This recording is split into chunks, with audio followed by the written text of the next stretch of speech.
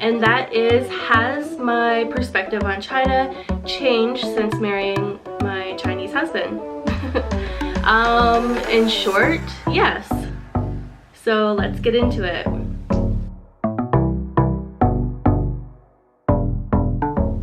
Hey guys, so I've been trying to find the perfect space to film like sit down videos because you guys have asked me a couple questions and I think they'd be really great videos. And I think Sophia's room is the best place. It seems to have good lighting, it's comfortable, yeah. So if you guys do have any sit down videos or questions that you want me to go over, definitely let me know. And now that I have a space to film in, I can definitely do it.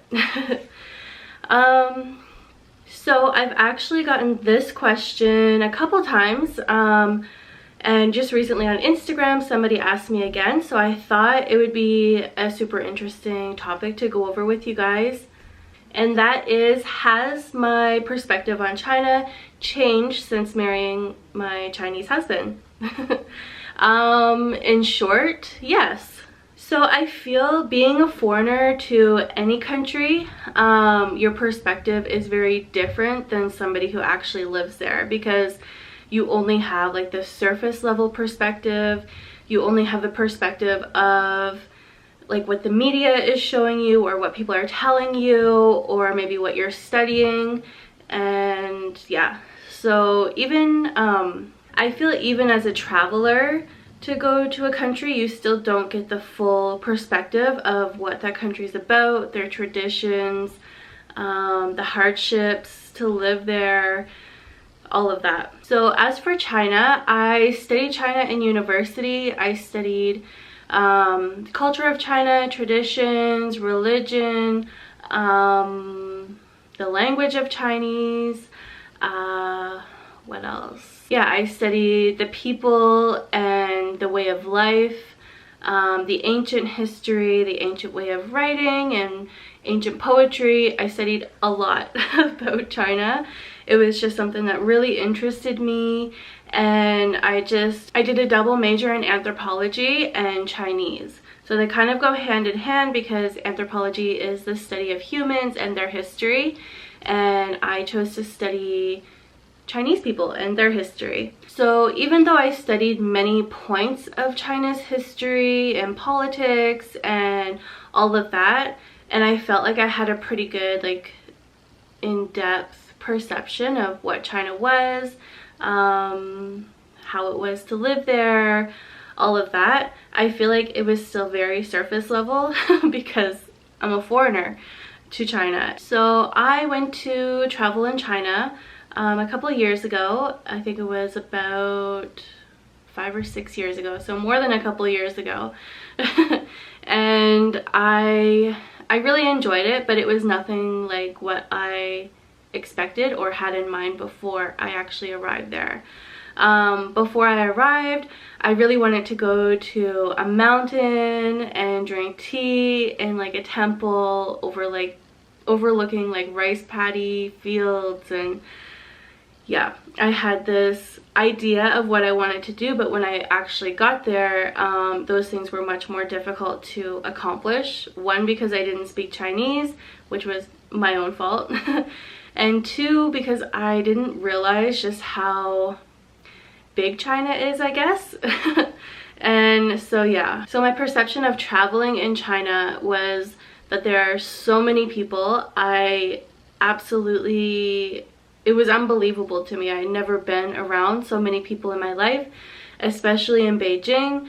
When I was trying to get on the train, the subway, it was very difficult, and it might have been the time that I was going, but I feel like there's just always a lot of people. Yeah, so that was something very different than what I thought before I went there.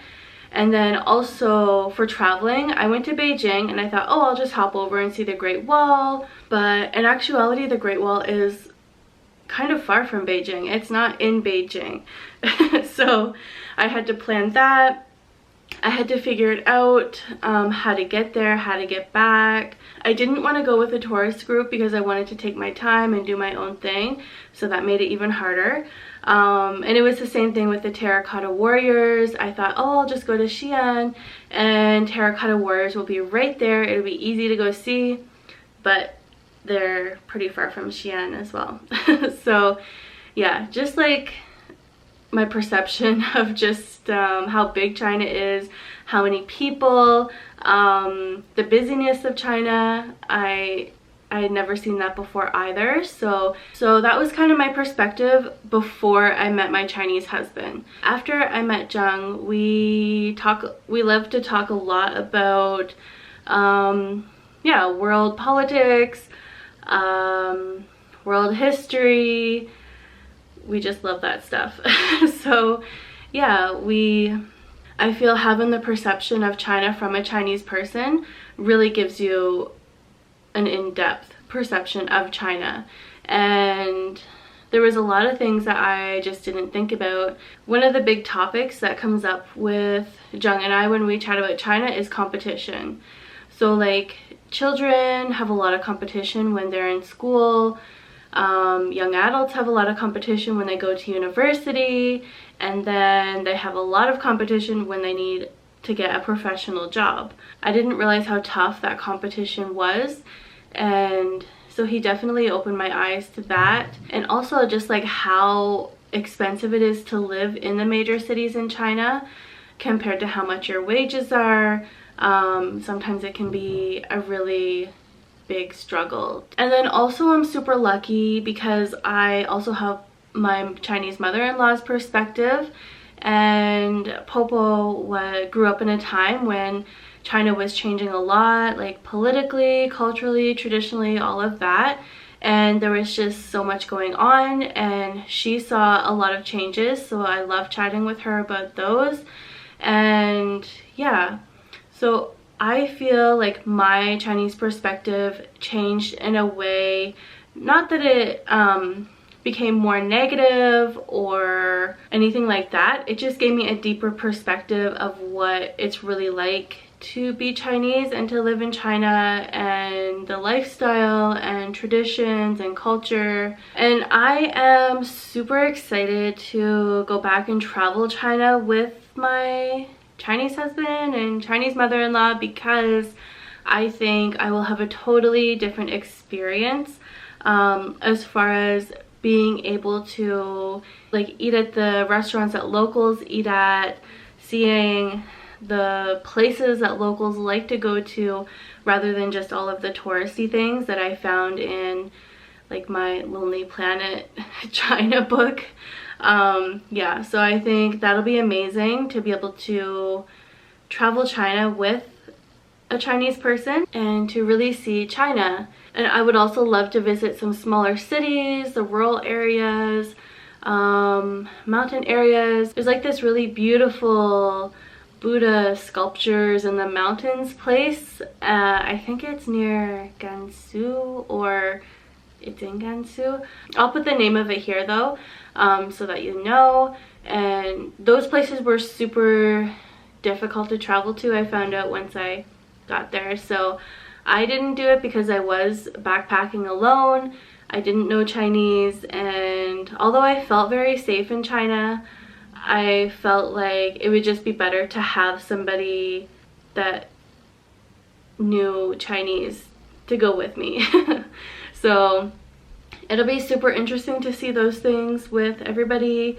I don't think my husband has been there either, so it'll be a new experience for him as well.